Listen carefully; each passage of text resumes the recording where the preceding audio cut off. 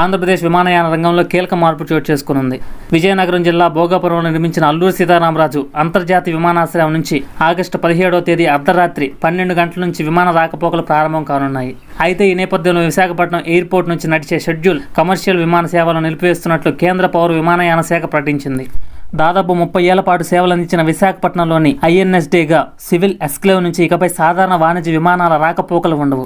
August 17వ తేదీ నుంచి విశాఖ విమానాశ్రయానికి ఉన్న అంతర్జాతీయ ట్రావెల్ కోడ్ VTZ భోగాపురంలోని అల్లూరి సీతారామరాజు అంతర్జాతీయ విమానాశ్రయానికి బదిలీ కానుంది. అయితే విశాఖపట్నం ఎయిర్పోర్ట్ పూర్తిగా మూతపడదు. జాతీయ అత్యవసర పరిస్థితుల వినియోగంతో పాటు భారతీయ వాయుసేవ, సాయుధ దళాలు, పోలీస్ విమానాలు, ప్రభుత్వ అధికారుల కోసం ప్రత్యేక విమానాలు, VIP ఎయిర్ క్రాఫ్ట్లు రాకపోకలు కొనసాగుతాయి. అలాగే నాన్ షెడ్యూల్ వాణిజ్య కార్యకలాపాలకు కూడా అనుమతి ఉంటుందని అధికారులు వెల్లడించారు. భోగాపురం విమానాశ్రయానికి ప్రముఖ స్వాతంత్ర సమరయోధుడు అల్లూరి సీతారామరాజు పేరు పెట్టాలని ఆంధ్రప్రదేశ్ ప్రభుత్వం గతంలో నిర్ణయించిన విషయం తెలిసిందే.